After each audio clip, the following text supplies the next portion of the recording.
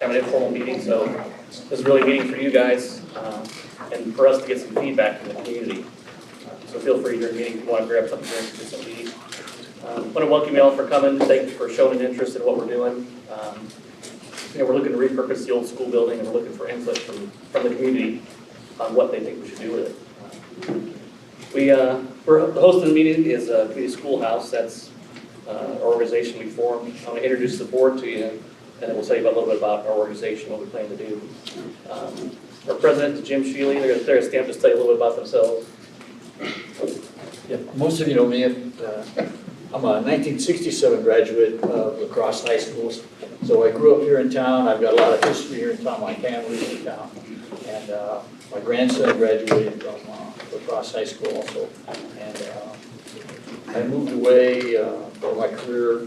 So I was gone probably for about 20 years. And then came back in the 80s and been here, or about the 90s, been here ever since. We've been, I live actually in the farmhouse I grew up in now, just north of town. And we have transitioned the farm that my parents' farm went into. It's 100% organic now. So when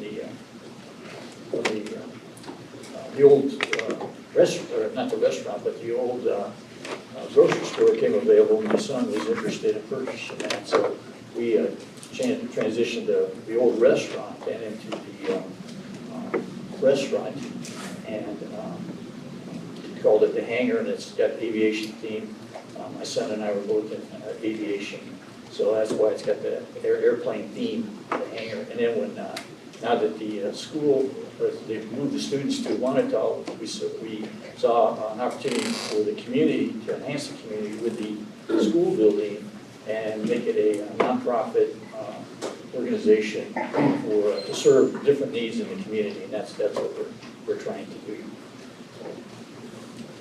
Our vice president is Bob Franklin. Hello, everybody.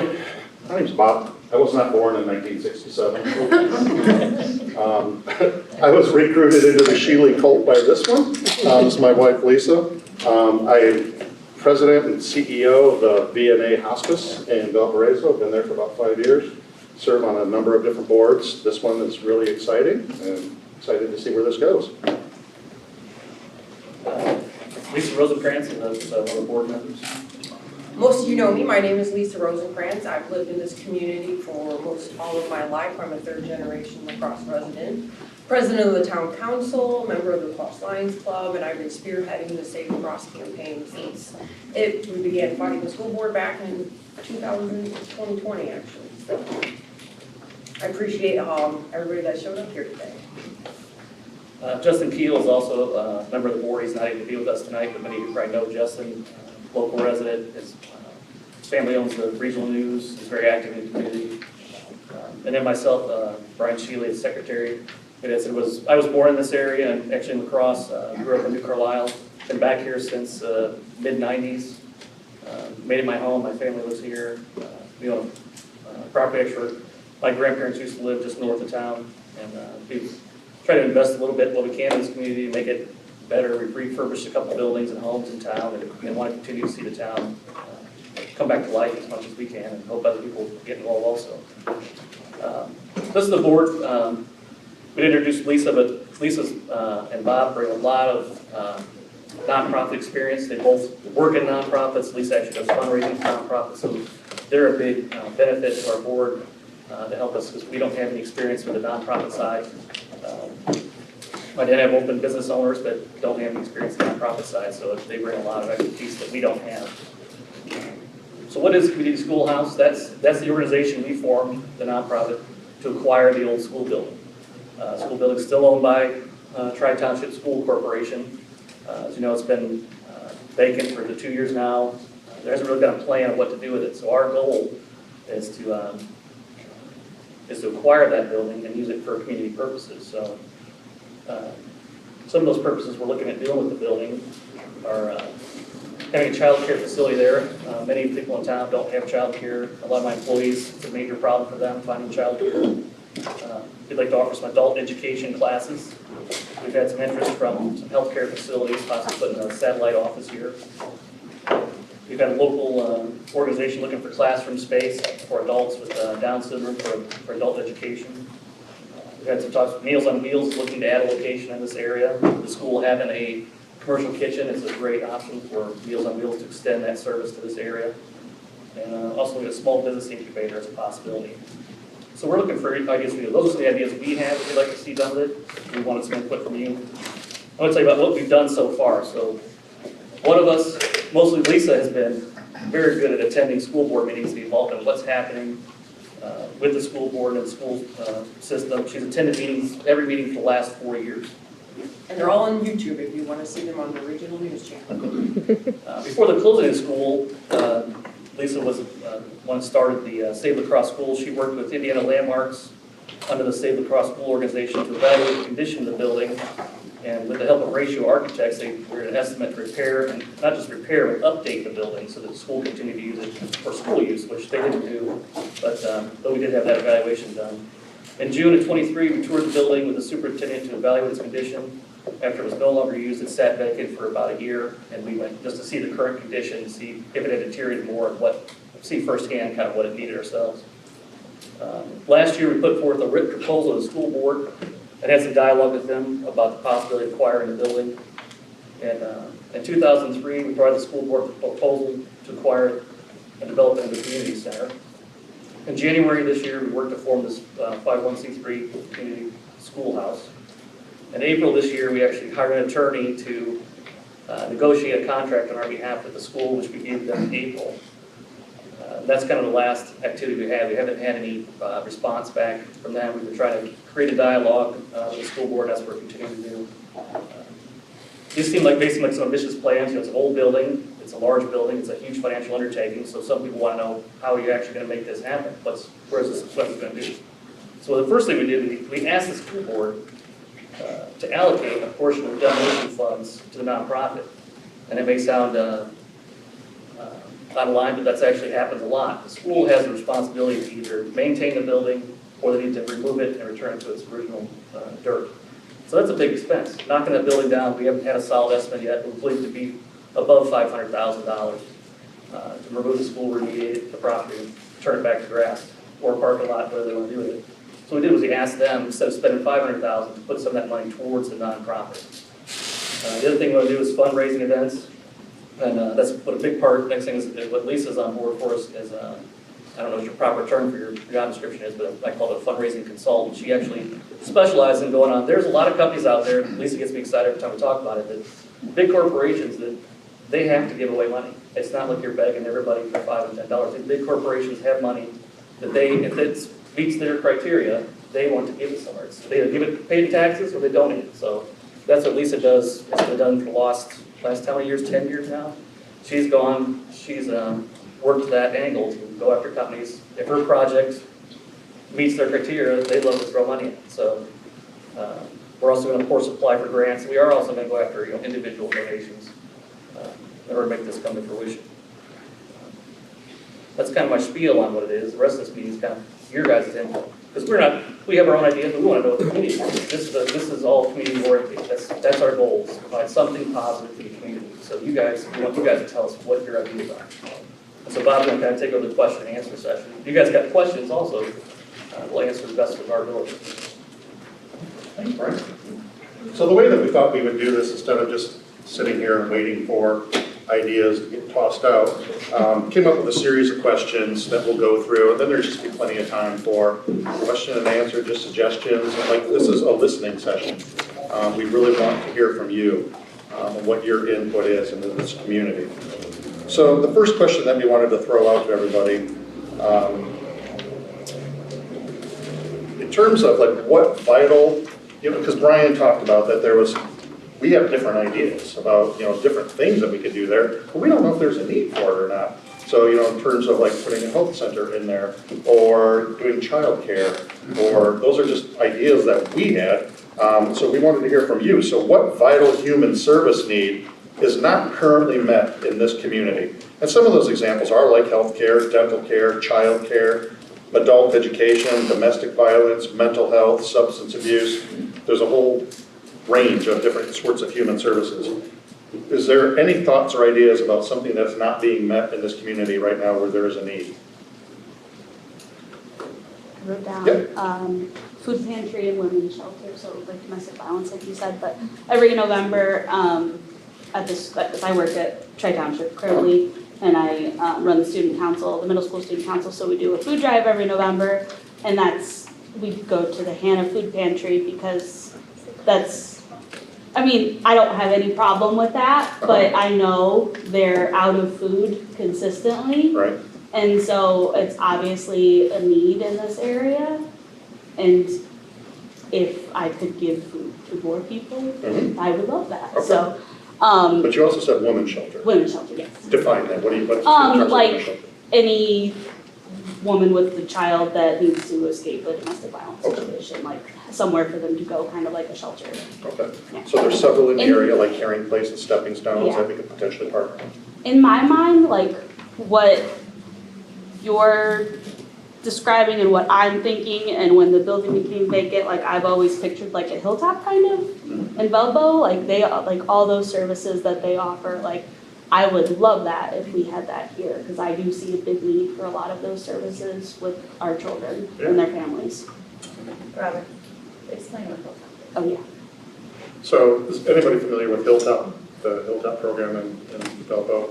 So it's a child care program. They also have large food pantry. They are now putting in a teaching kitchen where they're going to teach people how to, prepare cost-effective meals, nutritious meals. People donate food, fresh fruit, fresh vegetables to them. So kind of a really cool concept. Individuals and organizations can come in and volunteer. Yep. Yeah, it's a great place for people to come volunteer. All right, great ideas. What else, in terms of like human services stuff, is there, I know one issue, I run a Meals on Wheels program, and we're talking about extending it down to, we do it at Meals on Wheels of Porter County, but we're looking to get into LaPorte County, especially south of Porter County, Jasper, Stark. I like that. It's a shame to leave that kitchen set It sure is, wasted. yep. There is a big need for that, because I work in the doctor's office in Knox and Stark County. I'm not so much worried about Stark County, but our South County people. Yep, Well, that's what I was thinking is it needs to be some type of a South County central, whether, all these ideas, it's some type of a resource, because everything is up north, up by the lake and up by LaPorte and Michigan City. And so there needs to be something specifically for South County. it's wild to me in 2024 that we would be talking about food scarcity county here, South County, Porter County, and even Lake County. Once you get south of Route 30, there's one grocery store, right? Otherwise, you're going down to Knox, or you're heading up to Valpo, or wherever. So food scarcity is a real issue, and it's a growing issue in this community. What else? Are you getting all this? All right, good. Your secretary. Brian was talking about all this money that she raises. We ought to have a little nonprofit at the Franco House, I'll tell you that. She's so good at it. What else? Any kind of other human services? What do we think about childcare? Is childcare an issue? Is that something that? Is there still childcare at the Lutheran Church? It's It's just a preschool. Preschool, not child. okay, not childcare. Okay. Yeah, pretty much the only daycare is Shelley's, I feel like, out in the, I don't know what Is that it is. Hannah? Yeah, it's out there. I mean, we have a bus that goes there Okay. after preschool, but it's always backed up, I feel like. That's pretty much the only thing, and then just people babysitting, Okay. so I feel like that would be for sure something. Where do people get your health care? Where do people get health care? Where do you go? Michigan City, You go to Michigan City? Valpo. We have a lot, in our office, we have a lot of elderly people from LaCrosse that come to Knox. I think just so they don't have to deal with the traffic going to Right. Michigan City or Valpo, we see a lot of elderly people. from There's LaCrosse. one you're in private Knox? practice Yes. in Wanata, I think. So I'm here in Michigan City, Valpo, Knox. Those are all, There's one private practice that I personally am aware of is in Wanata. right. Yeah, there's Northwest Health has an office there. I don't know if it's open 5 days a week or not. But yeah, I know that there is a small clinic there. Okay. I am on the board of HealthLink, which is a federally qualified health center. It's a community health center. And I asked our CEO there to run some data and some numbers on this area in particular. And this is a highly medically unserved area. Big surprise, right? When the way that they define it is when there's a certain number of population in a certain area and they have to travel X number of miles to go get their health care. This area is if this is a heat map, this is a bright red area in terms of being medically underserved. The good thing about that, though, is that the federal government sees that and wants to fix those problems and will give health centers money to do outreach and to open clinics in areas that are medically underserved. So I know HealthLink is doing a lot of data and doing some research on this area too. Yes? The existing property as it stands, if we were able to revamp the building, would the county require us to do something about additional parking? Or would it depend on the type of What was the programming? second part of your question? I didn't. If the county would require us to have a certain amount of parking, maybe it depends on whether it's strictly a health or if it's a combined. I can answer that. The town of LaCrosse is controlled by the local ordinances, the local zoning ordinances. So whatever the town ordinance is what we're controlled by, not the county. And we're okay with what we have now. Interesting. We have looked at some additional parking options, the north side of the building. We would like to keep the playground. We did discuss maybe shrinking the footprint of the playground slightly if we had to. That playground gets used. Yeah, we do this, we want to keep it because it does get used, we want it to be used more, so. But there is maybe some space there that can be better utilized for some additional parking. So, yes? I work at the LaCrosse Library, Okay. so I'm here kind of just filling in for Tiffany tonight. I would definitely agree with the childcare issue. We, a lot of our programs are very poorly attended because so many are taking their children to daycare elsewhere. But as you're talking, I believe Silver Sneakers is no longer called Silver Sneakers. I can't remember what it is. But is that something, because I know down here there's probably no health club or I go up to facility. Valpo for Silver Sneakers classes. Yeah, okay. Is it still Silver Sneakers? It is, okay. So it would be kind of nice for the seniors. I mean, we do a few little programs at the library, but it would be nice to have that That's a great idea. available to not just seniors, but. Right. Even have it as a senior center. Yeah. Where they can have lunch and Yeah. gather and. Yes, like a Vanta Center. Right, yep. Yeah, absolutely.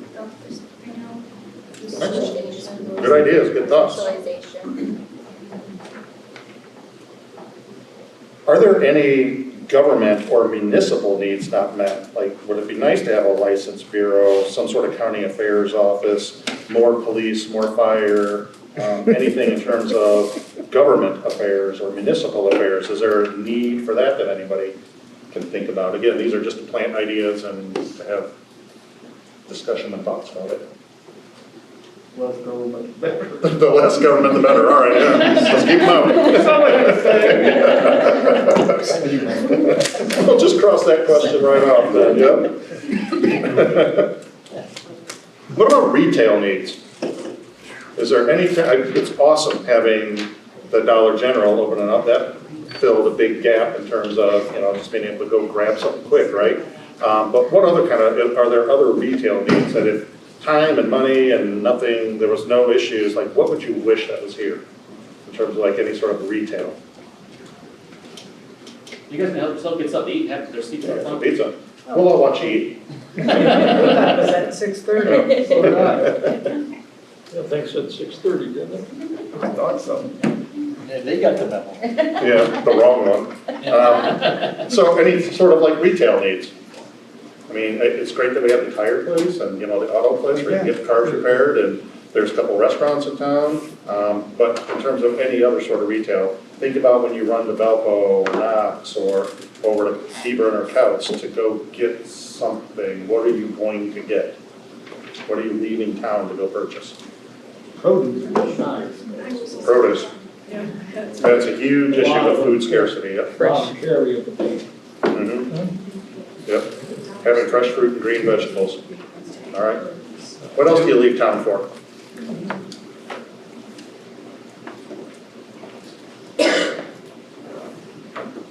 Pharmacy. Pharmacy, Pharmacy. it's a It's a huge good one. one. Yep. Places like Health Link and North Shore come with a pharmacy. It's actually called a 340B pharmacy, which when you're a patient at one of those places, you get your medications for literal pennies on the dollar. So it would be really nice to have, you know, one of those facilities here with the pharmacy. And, you know, they also come with dental care and lots of other stuff too.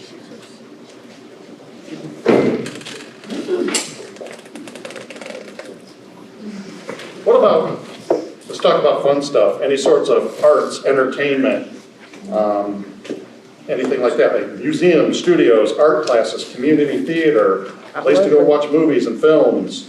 Does anybody see a need or a desire to have anything like that? I like the idea about the classes, art, even if it was crocheting, but in my mind, I see a kiln, but for the counties, for the schools, they have A.K. Smith up in Michigan City. But it doesn't offer, I mean, it offers a lot of different trades, but there's some trades that they don't offer. And I'm thinking that maybe there might be an opportunity to partnership with the school system to put something down here. So in case Even, everybody or gets through the stuck adult behind a ed, park. through the adult ed system even. Okay. Yeah. For kids or adult ed or just general? You know, 16 and up. Okay. Yeah. Neat. I always think of like art or yoga or exercise classes, Mhm. don't have anything. Right. We're going through. So we're kind of like, there's a couple of things that keep coming back to that and having some sort of gym space, some sort of exercise place where, you know, working on health and stuff there too. So that's come up a couple of times. I just have a We're not comment, the only ones. since I do programming at the library, and we so often run a program, an art program, or there was seated yoga, there was, and so along with that, we definitely have to have the marketing because we don't, I mean, I don't know if it's the idea that it's in a library and people get scared because it's like, oh, they're gonna expect me to read something. But it's very hard and we bang our heads constantly about how to get the teams in.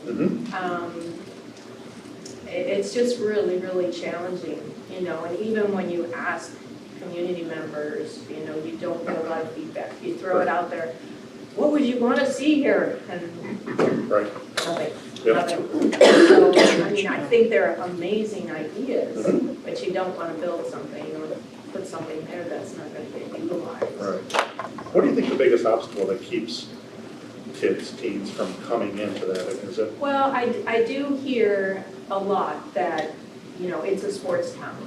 You know, so they're very involved with the sports at school. And that takes up a lot of their stomach. And I get that. I found it was interesting. I do the summer reading program and I've asked my little ones, you know, last year and this year, you know, so what do you do at the fair? You know, what are you in 4-H? And they just look at me with blind, like, what? The fair? And so I don't know. You know, I'm just trying to be honest. I don't want to be down. That's what we're here for. Yeah. There is a need, and there has been for a few years that I've observed. I've only been here off and on for 5 years. The adolescent group that would be considered junior high, maybe 10, 11 through 14. Yep. There's some kids that are unsupervised and they get in trouble regularly.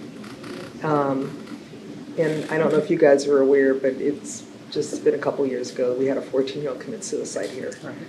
So there's a really strong need because the town is divided by the highway. It's almost like 4 little sections. There needs to be, I've had a hard time just getting the pastors of these 5 churches to even consider coming together periodically just to pray for the community or to encourage their parishioners to pray for the community and its leaders and the people that this town hosts their congregations. And it's like everybody's in these little silos, you know, and it's been really frustrating. But there, I'm not sure what the answer is, but there's a need for that particular preteen, early adolescent group. Yeah, when we ran like some of the population data, just to look at, did it by zip code and by township, that was actually, in terms of kids, from like we said from like 0 to 20-year-olds, that middle school, I think it was like the 10 to 14-year-olds was actually the biggest number of kids, in this sort of collective area. So you're right, there's a whole lot of them. Was there another hand? Yeah. I would definitely agree with that. They'll come in the library, to cool off and to eat candy and that kind of thing. We ran a STEM program for a while. You get trickles, but then being a small community too, unfortunately, a lot of the kids would then turn away because there were clicky things or, that kind of thing. But there is a huge need for those kids, huge. Yeah, You're looking at acquiring just a school building or a gymnasium as it well? would just be the school. Oh, okay. We do want to take care of our community. Right. Like one of my neighbors asked me that. He's ready to sell his house already. Do you want him to move? No, not really. I like him real well, but he said, just ask that, that's We okay. like to donate to the The corporations. McKinney Vento, oh, sorry. No, I'm it's okay. sorry. Go ahead. No, go ahead. I don't think I should raise my hand. No, it's okay. With like the McKinney Vento Act for like unhoused people though, we have like started in the school to see like the term unhoused means a lot of different things. Cause like even if a family's just like doubled up, so like you're living with your grandparents or, you have a sister that moves in with the mom and dad and those kids are going to school, like those types of situations, like I think when you would hear the word shelter, like you get a lot of that original, like, Negative. oh no, I don't want that, that's bad for the neighborhood, but like if we had somewhere temporary for people to go, I think that would benefit a lot of our families that we have in our school system, because we are, our what's that thing? Pre-reduced, that's it, pre-reduced lunch. Yep. We have talked It's about very that high. also as a possibility, we didn't bring that up, but what we want, like my answer, we want this, anything we do there wants to be focused on our community. We're not gonna, we don't wanna bring Yeah. people in from other communities that need help, we wanna help this community. Mhm. So if we're having some kind of temporary shelter, it would be somebody in this neighborhood, in this area that needed temporary or short-term housing. And the schools know that data better than anybody, because as you were saying, like the number of kids that the term unhoused are that are temporarily living with somebody else or couch surfing. Yeah. There's a number of people living in automobiles. Mhm. Um, Yeah, With or children. campers. Yeah, that the population winter. tends to be very hidden. Mhm. Yep, I'm sorry, you had your hand up back there. In the couple of years the school's been looking, is it deteriorating and has the school board kept up what they needed to? Is it deteriorating more? We looked at the building about a year ago, we didn't get on the roof or anything like that, but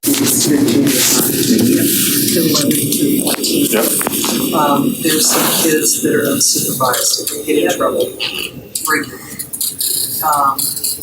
And I don't know if you guys were aware, but it's just been a couple of years ago, we had a 14-year-old commit suicide.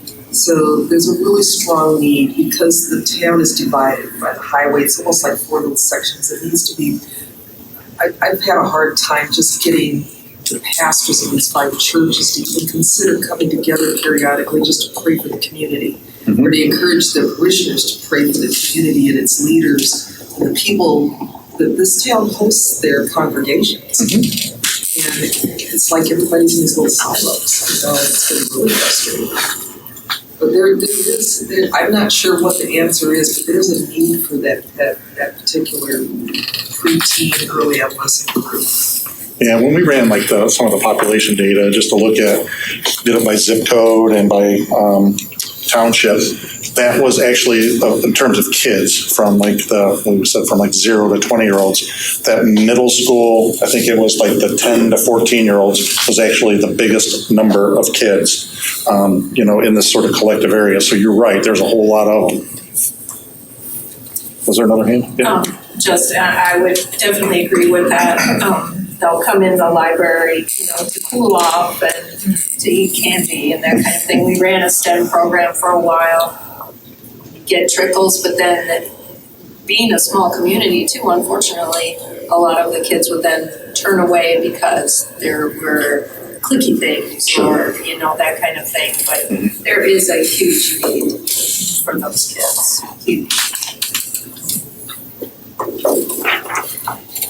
Yeah, Are you looking at acquiring just a school building or gymnasium? it would just be the school building. We did write in our proposals to the school that we just wanted to acquire the property, kind of divide it where the breezeway is. We would have all the property north, the school would retain the gym. We did ask for first right of refusal if they someday intend to sell the gymnasium or if they just build a new gymnasium in Wanata. We asked for at least the first option to acquire that also. And we did also ask for to be able to utilize that space, whether it's we rent it or they allow us to use it when the school's not utilizing it. So if we do have a child care facility there, the kids can go in there and play kickball or do some kind of activity in the gym during the day while it's not being used by the high school at all. And Brian, the same goes for the kitchen space? Yes, we did talk about the kitchen space also because that's not utilized at all. And so we did ask if we could rent the kitchen space or somehow use the kitchen space. Because I went from municipal as well. What about like a temporary animal shelter in case you get a stray that wanders up? You don't have to drive all the way to the water. Isn't there one of them at the town hall? There is. Instead of town hall. Yeah, it's town hall. Is that where they end up? That's a temporary. That's a temporary, I think there is one. Yes. Yeah, it's when they find an animal, they'll put it in the. We don't have a dog catcher. That's a great idea. Anyway, I thought the meeting started at 6:30, so it's my fault. We don't know who to blame for that yet. It was put out at 6. My fault. My fault. I had 6:30 written down. That's what The first post must have said 6:30. I missed out when you were. My name is Bob Franco. I'm on the board, the Community Schoolhouse Board. I'm Bob Franco. So I'm with the Shealy family. And he also is a CEO of the VNA Hospice in Valparaiso. So he's familiar with raising money and funds for nonprofits.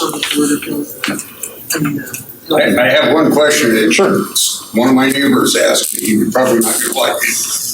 You're not gonna make that into a homeless shelter or people out of Chicago or somewhere where they don't have nowhere to stay? That on the... That wasn't on our list of ideas. I guess I missed that. But it is something we did talk about, was possibly like a women's shelter. But that'd be for like local people. And that was women's shelter. That's something Katie brought up too. We've talked about that. A women's shelter. These are women who are looking to get away from violent marriage relationships. So. I get phone. But no, we're not looking to a homeless facility or anything like that. No. That's not on the agenda? No. Is it ever gonna be? Not right now. Who would pay for that? For like a women's shelter? Yeah. So like Caring Place in Valpo, right? So that's a women's shelter. It's a Stepping non- Stone has reached out for Right. South County. So those are nonprofits.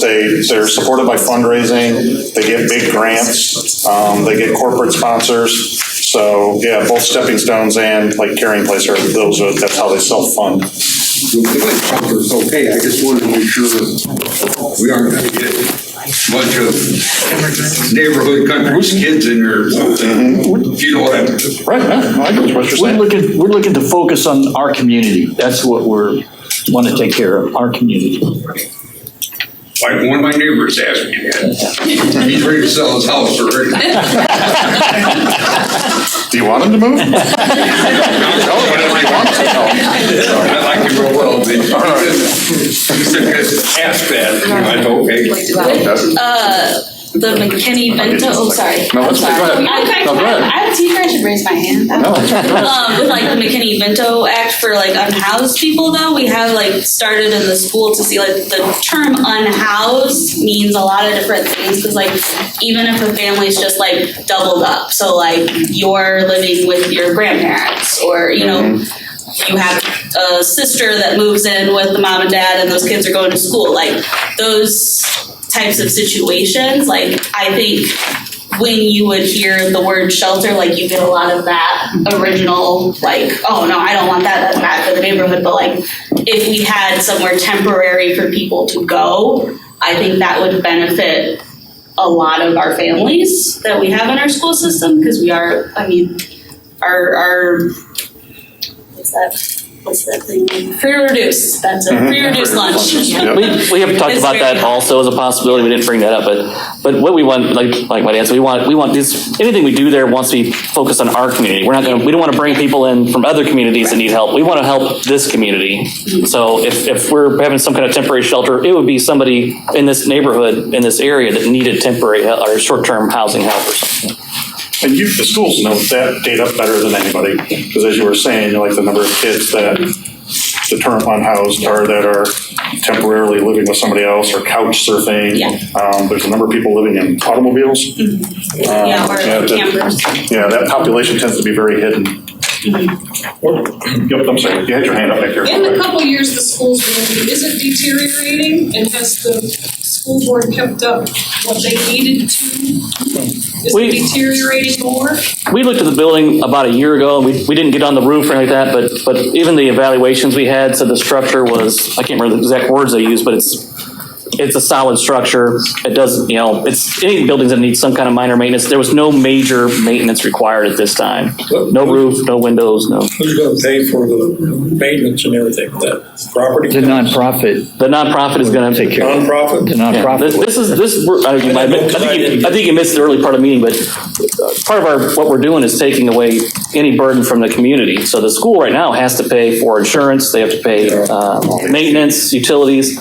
So it's not a huge amount, but they do have an ongoing expense. And so if we're able to acquire this, it's going to be on our nonprofits to cover the cost of maintaining, insuring the building. So it's not going to have any cost to the community unless you feel you want to be a part of it. Is turned on in there? Electric is on. Yeah. They've been heating it? They do heat it over the winter. Yeah. It's actually, they're using some of the rooms intermittently throughout the week and throughout the month. So they're going in and out. Increase to this? Pardon? No, this will have no cost to the community unless you feel in your heart you want to be a part of it and write us a big check. And that's the only cost. Tax deductible. If in fact the school board ever would agree to splitting the property, what would that entail as far as surveying and for zoning and property? Yeah, that's not an issue with the zone. Like I said, we work with this town on that, and they've agreed to work with us on splitting the property. And we had engineers looking at it. The electricity is already split. The only thing, and with our proposal that we had a lawyer write up, we would share the water bill 50-50 because we were having trouble trying to split the water out. But the electricity is already split, so the utilities are split. We divided the property physically between the gym and the school building. And we take the north half and they would take the gym. But I think the question you were asking too is about zoning. So just depending on what goes in there that's not a school, was there going to be any sort of zoning issues? Is that what you were asking as well? Because I know that we had talked before, what was the historical architectural firm that gave us that proposal? Ratio. Yeah, and I didn't write down, but they had mentioned that there were several either federal or private grants that it would have to have, some of the property would have to be used for educational space to receive those grants to upgrade the building. And just to be clear too, it's like the community schoolhouse entity is looking at acquiring the building, and we would have the vessel for these other nonprofits to rent. Like if there was a health clinic in it, the community schoolhouse is not going to run it. We would rent space to the health clinic, and we would rent space to the daycare center, and rent space to the adult education class and things like that. So we were not in a position to run any of those, but we would have the vessel that they're looking at. They're looking at a place to have their organization in. About parking, would that be a problem? No, There's a game going on? There's, with games going on, well, whatever, those are always in the evening. So there probably wouldn't be any problem with the school. And I mean, that's been there's been parking, the same parking's been there for 100 years, and people find some place to park. When you acquire the playground too? Yeah, it's just, if Everything you north just of- divide it, everything north of divided between the gym and the school in half, everything north. And we would, like I said, we want to keep the playground, we may have to engineer it a little bit to, contain the kids, but we still have a lot of area north of the building that we could park, you could use for parking. They park buses on there now. So. Other thoughts? Questions? So then the last one is just kind of like the overall, just general question. And again, it's the thing of if time and money are not a consideration, I know it always is, but let's pretend for a moment that it's not. Just what is the best use, just a general question, in your opinion, what is the best use of that facility? And if your opinion is knock it down, let's hear it. That's okay too. I mean, we need to hear all of those opinions and thoughts. But like, just in your general opinion, what would just be the overall best use of that building?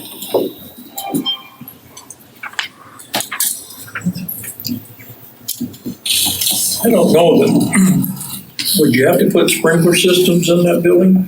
I don't know, but if there are different codes would be, that we'd have to apply. It depends on the local ordinance for the town. Yeah. So if there's not sprinklers in there now, are there? No, but the, Unless they grandfathered in some way with that building being that old. But we may want to put them in for safety reasons anyway, just put them in. And we're looking, we think that we had a rough estimate a couple years ago for demolishing the building of $700,000. And now with inflation, I bet it's over $1 million to demolish that building. So we think our proposal to the school board is going to save the town taxpayers hundreds of thousands of dollars, because we're going to take over that debt, the nonprofit would. And we wanted, that's what Brian said, we asked for an allocation portion of that demolition budget to go to the nonprofit, and so then we'd have matching grant money and things like that. So it'd be operated with grant money, not tax money. Jim, isn't that school takes the school board or the school, isn't that responsibility to demolish it, not the town's? No, yeah, it is, yes, the school board. So it Yeah, wouldn't be they own cost to the it. town. They own it, but somehow tax money, would be involved in that. That your tax money would be, if they had to demolish it, it's the tri-township school board. That's Dewey, Cass, and Prairie Township, and that's where we're a part of. Does it ever come back to Dewey Township? I mean, what, the building? No. if they demolish it, they'll make it a parking lot for the Tiger Den. A few years ago, I think it was Justin that had said, and brought it to our attention, that if the school no longer functions in a location, that there's a short window of time where they can turn it back over to the community for like $1 or something. Well, that's what we're trying to do. They can, Can we still do that? they said they would give it to us for $1. Okay. But we're looking at we have no funds to maintain the building or to make any upgrades. They're responsible to take care of that building. They're responsible, they're on the hook for $700,000 to $1 million to either demolish that building. They're on the hook for that. So, and we're on the hook for that. So if we can save ourselves by getting grants and get it allocated to us, a portion of that demolition cost, we can use that money for applying for grants and things, so. And we have had some preliminary conversations with Unity Foundation, the Health Foundation of LaPorte, who just got a new CEO. I'm actually meeting with him next week. We've already had some initial conversations with them about this project and getting some feedback from them. They're very interested in learning what we want to do with it. And this is actually one of the things that they recommended that we do, is just go out and have some sort of survey, go out and ask the community what the community's thoughts are and do sort of a needs assessment. So that's really what part of all of this is just getting some of that feedback so we can take that back to those foundations The Health Foundation of LaPorte is particularly interested in doing something in South County. Actually, both foundations recognize where a whole lot of their money goes, and it's not down here. And so they recognize that there is a need to be able to spread some of that out and disperse some money down here too. And so they're looking for projects. They're looking for something, a proposal for somebody to come to them with something, where they can better support this part of the county. So, if an organization like HealthLink were to come involved, or they're nonprofit, do they pay taxes? I know they just, in Michigan City, they just moved and renovated it. No, it's a nonprofit, so they don't pay taxes. And the good thing about like the FQHCs, and I ran one of those for a while in Kentucky, is that there's a whole lot of federal dollars that get associated with those to serve the medically underserved. And so they come with really big grants, 340B grants, they're called, and 303 grants, but there's a lot of money that comes into a community with one of those. And so, but it's just, it has to be based on the need. I don't know if there would be enough space in the school building, but I would like to see mixed use, like a small medical clinic, pharmacy, the kitchen and the food pantry, Meals on Wheels type of thing, and then maybe a small area for after school care or something. But I think the mixed use opportunity. That was kind of our thought. I think the building is plenty big enough to do a lot of different types of things with it. Wouldn't there have to be a lot of renovation though for ADA? It depends on what we're doing. I mean, if there's special needs kids here, or if there's a health clinic over here, some of that's going to be all taken care of. The lower level is ADA accessible. Well, I'm here to say no. If you're in a wheelchair. If you're in a wheelchair, I should say. It is. So what's going to determine if this goes back to you guys? Pardon? What's going to determine that this goes through? The school board. Tri-township school board, yeah. Are they willing to let it go? We don't know. They're willing to let it go, but they want to not pay for it. They don't want to give us any demolition budget. They don't want to have, they're on the hook for, say, $1 million, but they want to keep the $1 million. And I want them to give a portion of that to the nonprofit so we can renovate the building, so we can get our grants and things like that. So one way, they're, like I said, we're on the hook for that building. And already we were at the school board last night, and the outgoing superintendent, his recommendation was that they remove the building, tear it down. That was his recommendation. He's leaving though. He's leaving. Adios. Yeah. But I'm just saying, but he didn't mention that was going to cost $1 million. Yeah, I mean, why would he care? Yeah. And having grown up here on a farm and moving away, Michigan City, Arizona, South Carolina, and now moving back, I come back with new eyes. I do not see people walking, people communicating together. No, they don't hear it. I just have not seen it. The state of Indiana, and I've studied a lot of this stuff, heard it on TV, all this kind of stuff, are very interested in renovating these small towns because loneliness is taking over.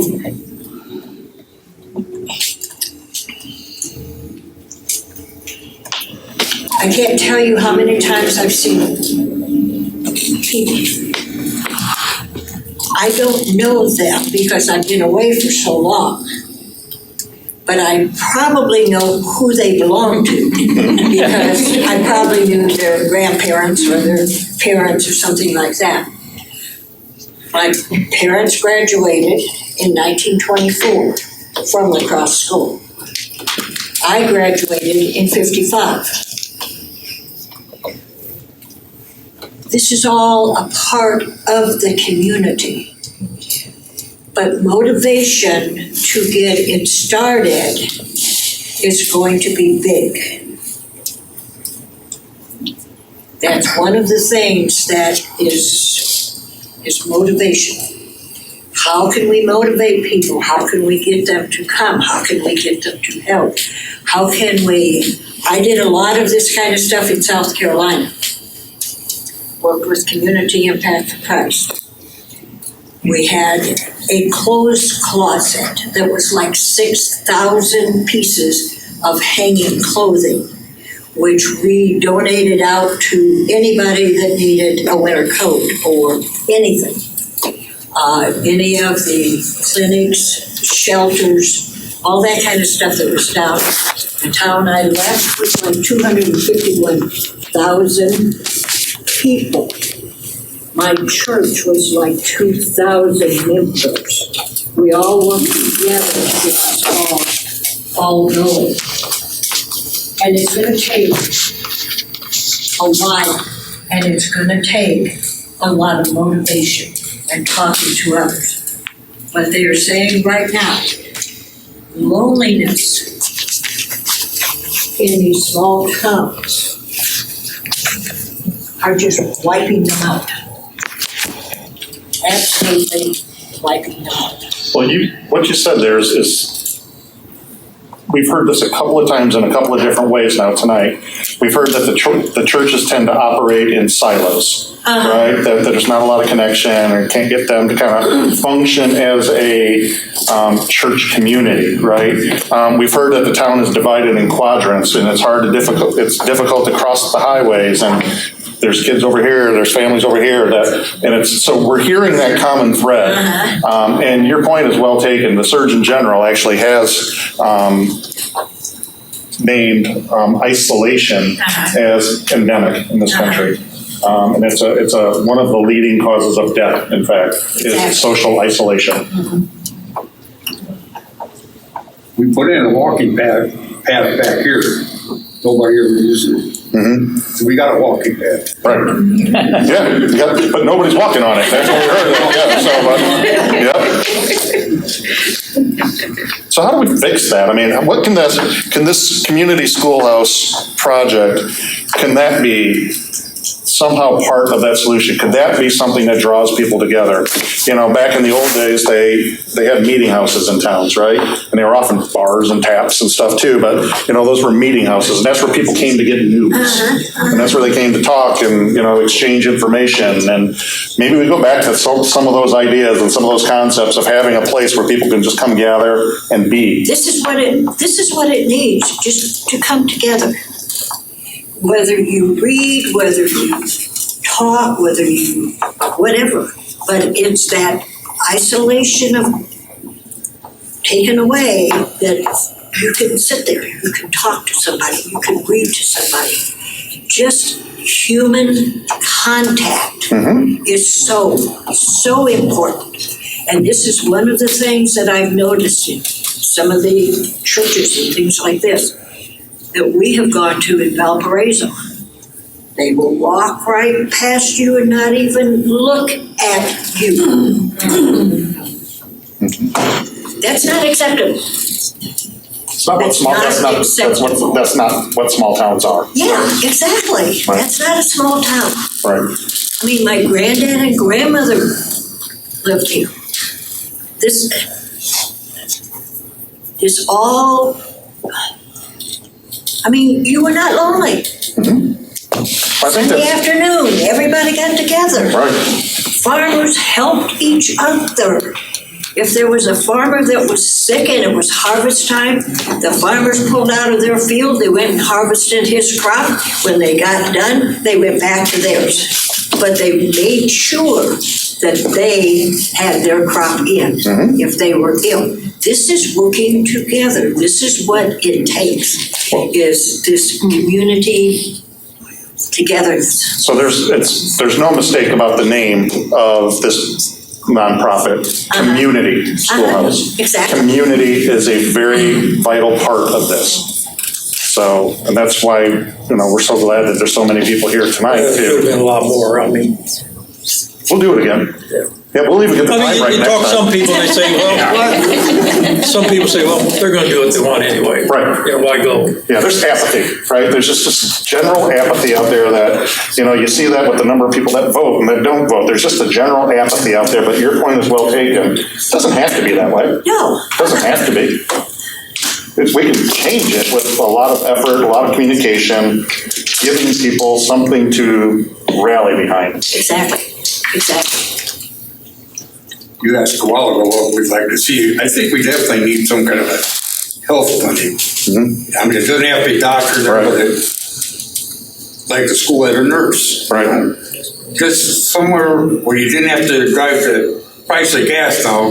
If you got a bad cold or something, you gotta drive to Valpo. Right. Then the doctor won't see you anyway. You gotta go to the emergency room. Right. It's some kind of a. And then you have to go back to pick up your medicine. Yeah, you're not exaggerating. It's no. I mean, that's what I'd like to see if you're gonna do something there. I mean, obviously you gotta more than just that, but I mean, that's a start. I don't know if you missed that part, but Bob's did talk about it a little bit, that there is some interest from some healthcare providers to put some kind of facility down here.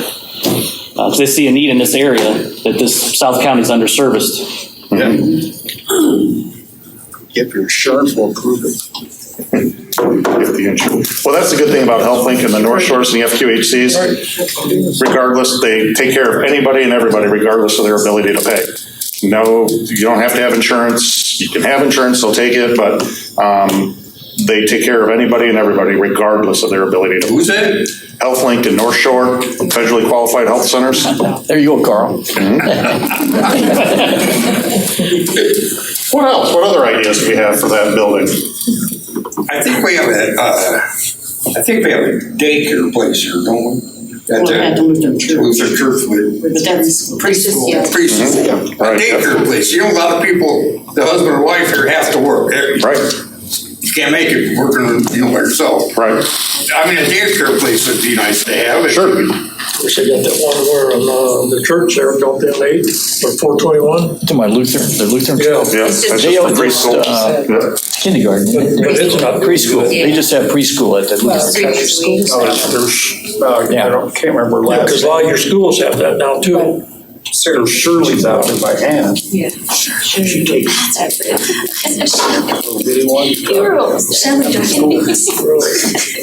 Well, there's pieces of paper on your table that if something comes to your mind or you're too shy to speak up in a group, I get that. Feel free to jot your thoughts down there too, and we'll collect those as we kind of close up here. People are welcome to continue to talk. If you have more thoughts or ideas or questions or anything, feel free. Let me say, Bob, too, there's a box on the back table for those pieces of paper you put in, drop them in if you have some comments you want to make. Also, too, on that back table is a sign-up sheet if we'd like to get you to sign up so we know who came, or at least how many came tonight. I think a casino would be nice. Yeah, there we go.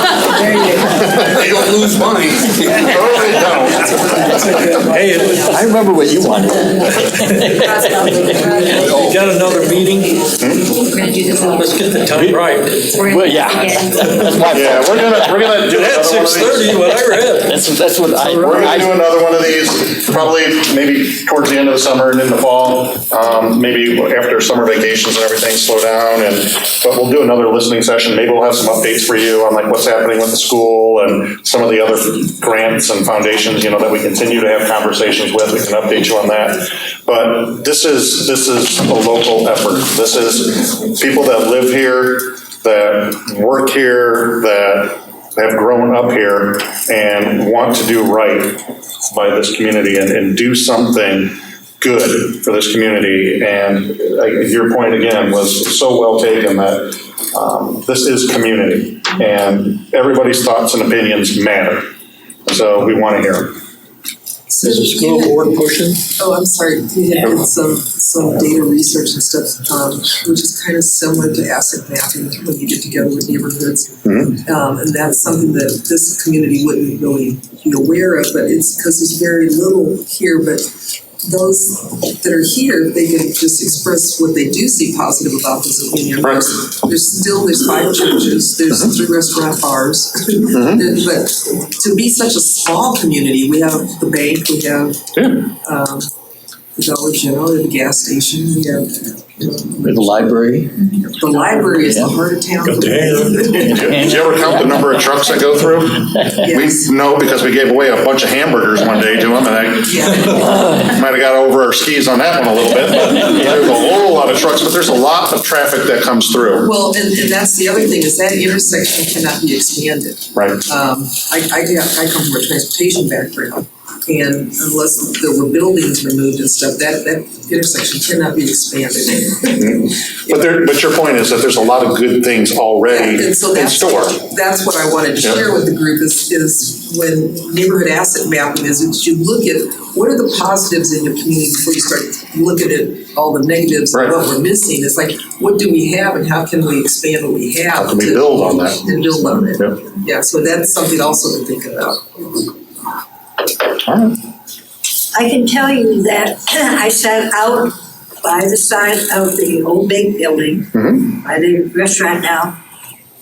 One day, 1 hour, we had 621 vehicles go through that intersection. 1 hour. Wow, I believe it. 621 an hour, and there's more now. There's one down to Bass Lake and up to Culver, and there's a whole lot of that. So how can we get people to stop for a little bit? You know, I mean, if there's something that they need, or maybe we don't want them to stop either, but. But no, there's a lot going for this community. So There's a who would lot we could own vote on. the building or control it? Who, what? Who would own or control The the nonprofit as an entity would own it. And so it would be run by a community board, Volunteer. volunteer board. Yeah, the best paying job ever. Really? You could volunteer, Alan. Oh, good. Thanks, Jim. So are you saying that anything that's put in there, they don't pay, it's just run Oh, by no, not grants? necessarily, no. So if we partnered with a women's shelter or something, yeah, there would be a fee for floor, potentially a fee for floor space, for share of the utilities and all of that, sure. And then they could get their own grants to help pay for that fee. Yeah. But yeah, so that's the idea.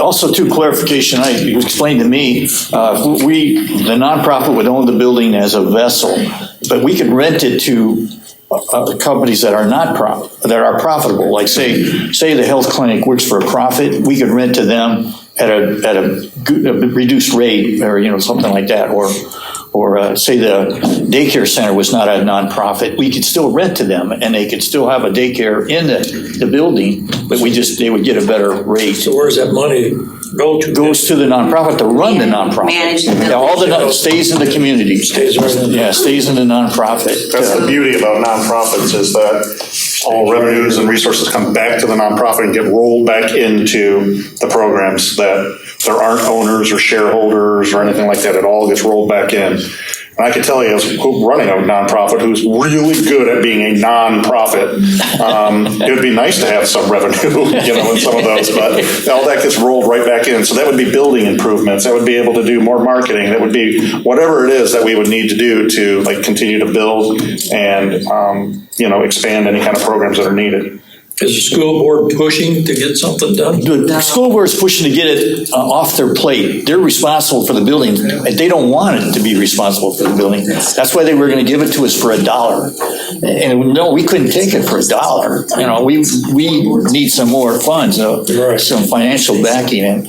And they did, at a school board meeting, they did offer us $50,000. They came up with $50,000, but that was not enough. No, because just think of maintaining that building. Well, there was a church interested in it too. Pardon? A church.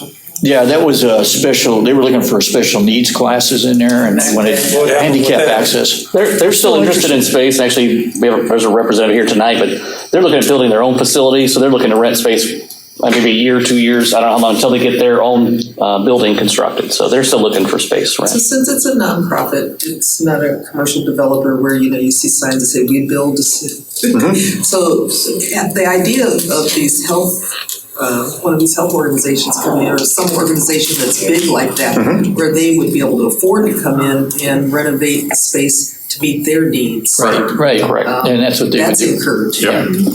You know, and there is land, there is the playground behind there is a little bit of land there. And in some of those situations, it might be cheaper just to build new, you know, and potentially build new and attached to the facility, instead of trying to renovate I'm inside. saying you guys got to get a ramp. You cannot rely on that chair, because I was in Crown Point last week at an insurance company, and the building really wasn't that old, but it was like this with steps, and I'm on my cane, and I'm like, where's your ADA? Where's the ramp? They go, we don't have a ramp, but there's a lift chair in the back, but it's not working. I'm thinking about filing an ADA complaint with them. Right, yeah. Like, are you people kidding? If there's a fire, even if you lifted somebody up in on a wheelchair and brought them up here, if there was an emergency, how are you gonna get them out? Yeah. It's obviously got to get a ramp.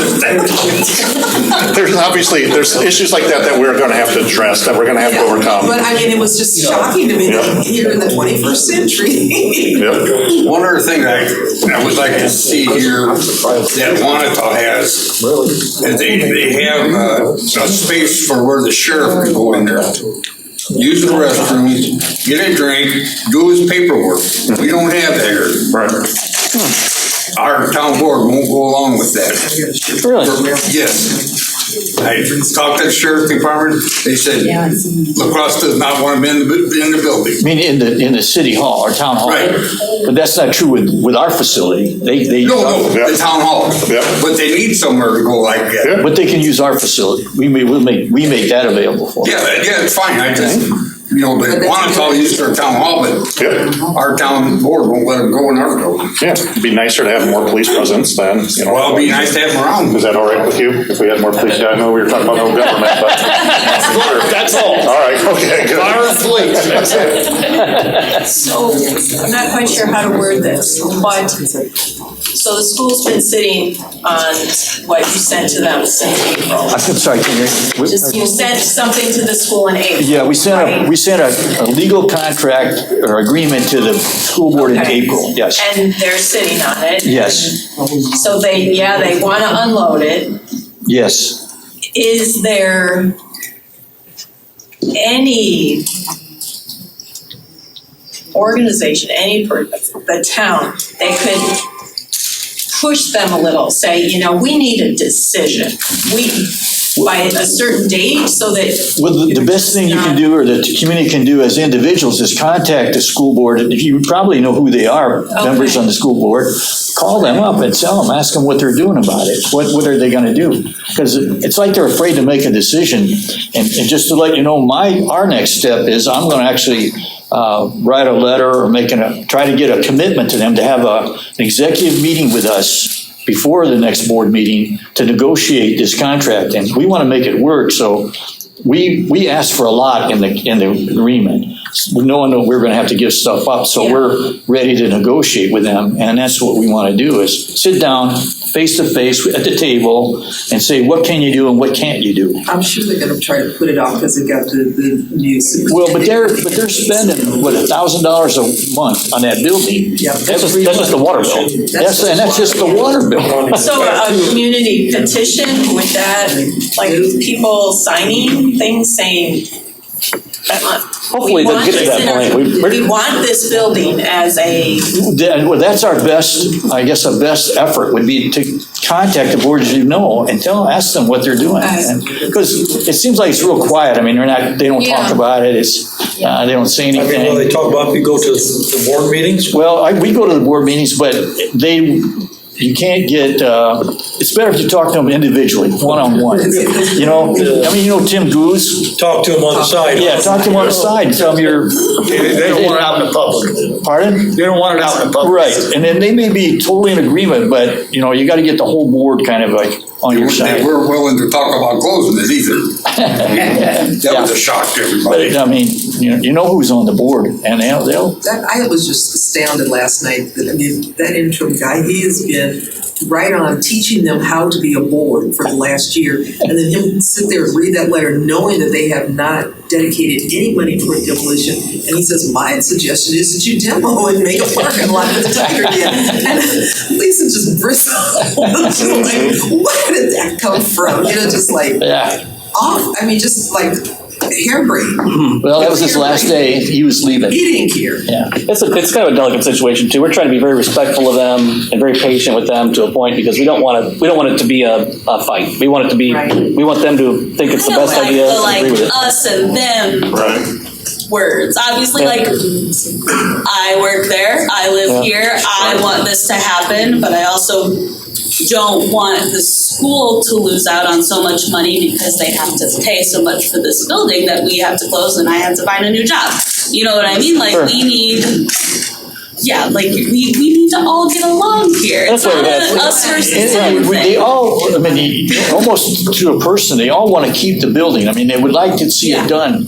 And what they're afraid of is that we're asking for more than what they can afford. But once they realize how much that's going to cost to demolish the building, we're saving the taxpayers half of that, more than half of that. How much are you asking? What is the? This is what we asked for, and this is an advice from the lawyer. We asked for, what I wanted was $200,000. We figured it's gonna cost $1 million to tear the building down, to demolish it. So we just asked for $200,000 for the nonprofit, because that would give us $200,000 to do a matching grant for another $200,000, and then we'd have money to repair the building, maintain it, make upgrades, things like that. But the attorney said it's hard to get cash out of a entity or a public entity like that. So he said, try to get it in kind. So we asked for just $100,000 cash. They already offered us $50,000 cash. So we asked for $100,000 cash plus 5 years of insurance, that they take care of the insurance for 5 years of certain upgrades we wanted to do, 5 years of things like that. It was like a list of things we wanted them to provide that we can negotiate on. So that's what we're looking at. They wouldn't do it when they were children in school there. Pardon? I said they wouldn't do it all the years that there were actually children in school there. They would fix things, but they wouldn't upgrade. Right. So they And I think that, it's something that we understand is that the community went through trauma, about the closing of the school, and it really kind of split the community in many ways. There's really strong opinions on one side or the other with it, and what we would like this project to be is sort of a way to bring the community back together, to get everybody to work on one page and, work on healing the community and working on improving the community, because it did. There was trauma that we just went through as a community. So we want to see if we can fix that too. All right, we don't want to keep everybody too long tonight. Brian, did you have any? So if you guys, in the interim, before we have another meeting, if you guys want any updates, we do have a Facebook page, Community Schoolhouse Inc. We don't have updates every week, but if you do want to see what's going on, we will post on there if there are any updates, if we have any meetings with the school. And we will have another meeting like this again in the future. Brian, thank you for all the background work you've done to this. What was that again, Brian? On Facebook, Community Schoolhouse Inc. If you look that up on Facebook, it's on your paper. Take that paper. We will post updates on it. Hey, also too, before you leave, just want to remind everybody to sign up the sheet on the back table that give us your contact information.